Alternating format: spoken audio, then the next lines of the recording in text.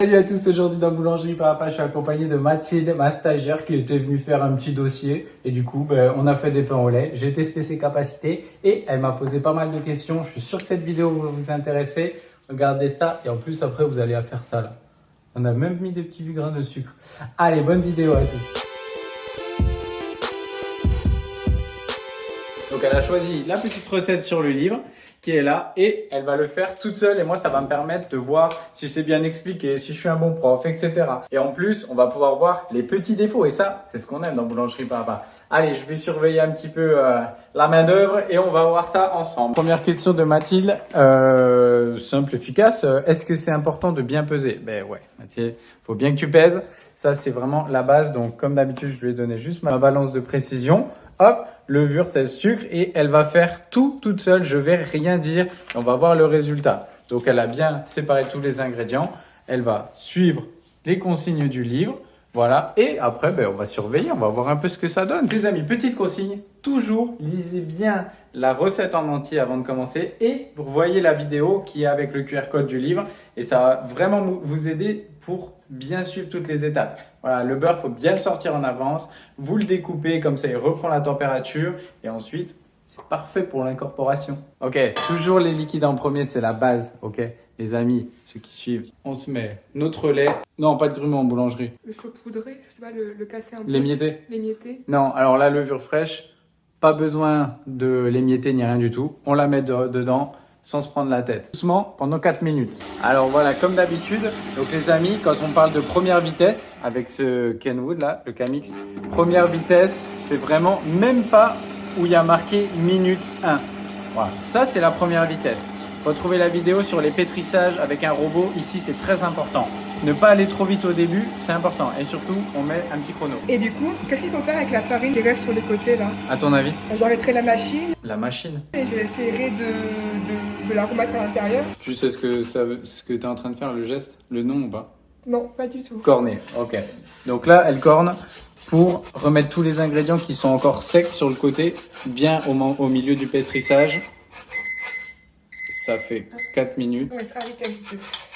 Combien de temps? 6 minutes. Yes, allez. Tu mettrais comment toi?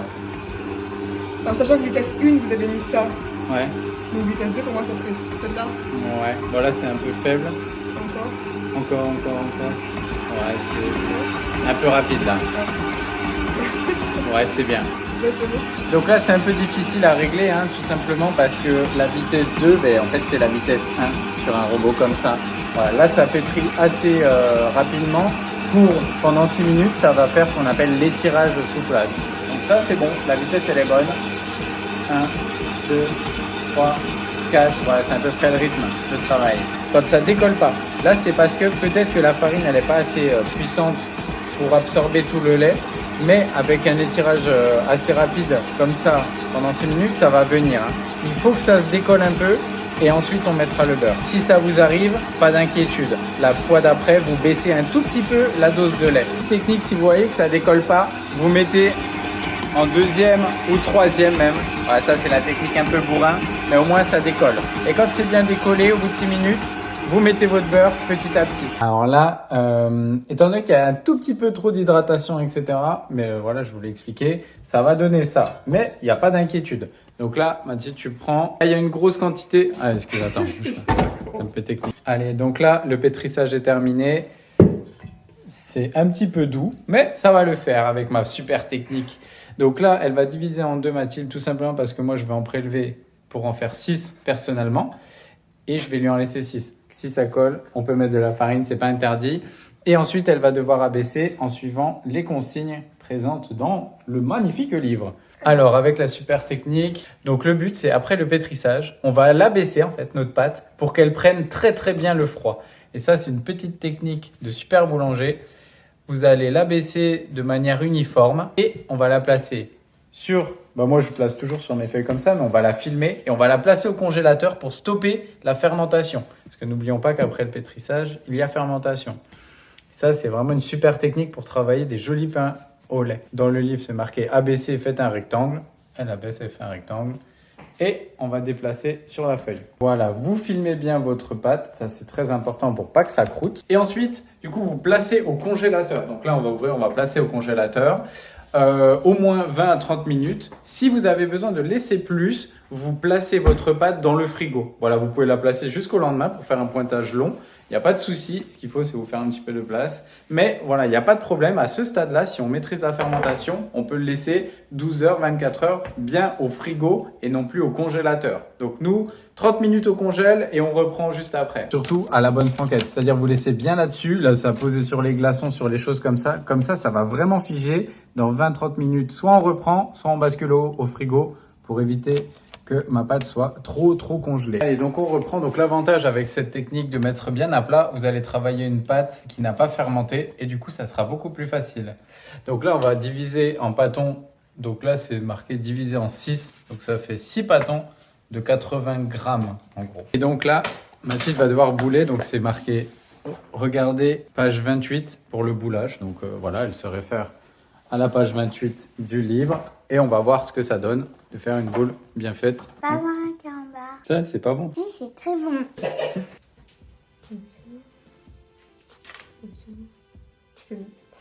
Ah, c'est bien, c'est bien. C'est ça.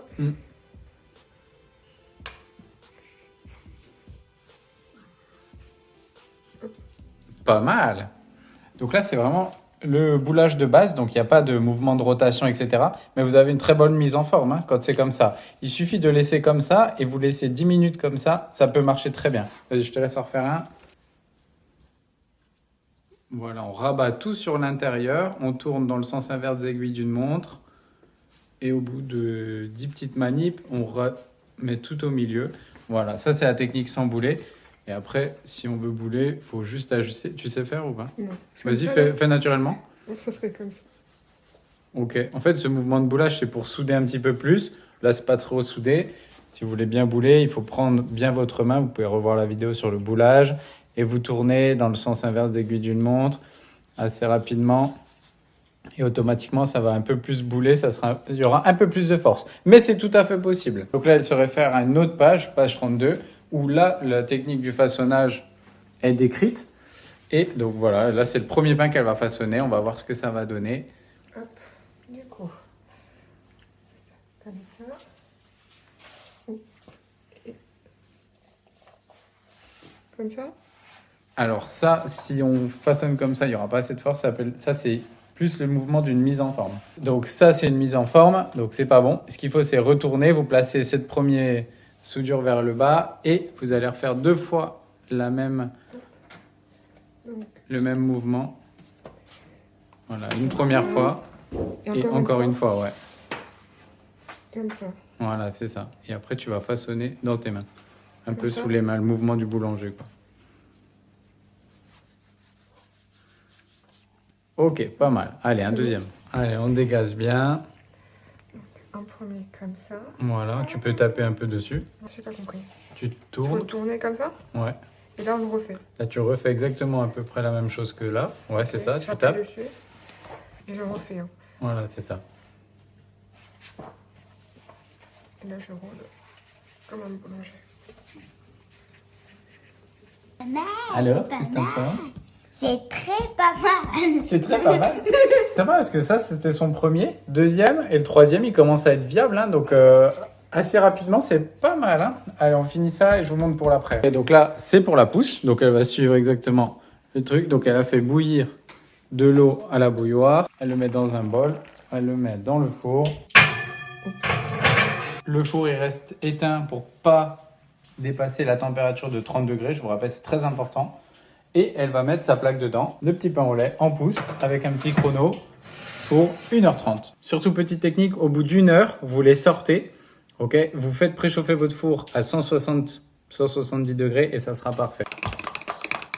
Allez, avant de démarrer l'après, vous pouvez vous préparer votre petite dorure, un œuf, une petite pincée de sel pour délier le blanc du jaune et surtout, vous mélangez, surtout tant que vous voyez là, le blanc qui n'est pas parfait, il faut que ça soit vraiment très liquide. Allez, c'est parti. Après 1h30 de pousse, donc là, ça a bien doublé de volume. Ils sont bien dodus. Ils étaient bien pétris. Donc là, Mathilde va dorer tout simplement, voilà, avec son œuf, avec un petit pinceau. bien délicatement pour pas trop abîmer le pain au lait. Et ensuite, elle va inciser avec le ciseau. Donc elle n'a même pas vu la vidéo. Non. Voilà, elle va voir un petit peu comment ça se passe sur le livre.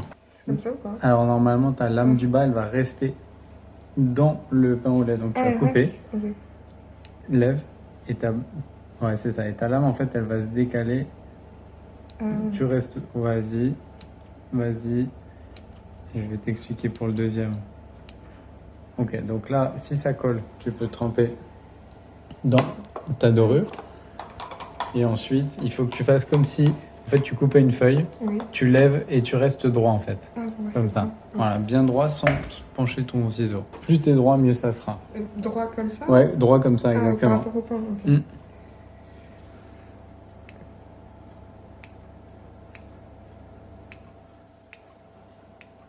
Ouais, ça prend forme, ça prend forme. Allez, on fait les 6. Et une fois que c'est fait, donc on va enfourner dans le four à préchauffer à 165 degrés.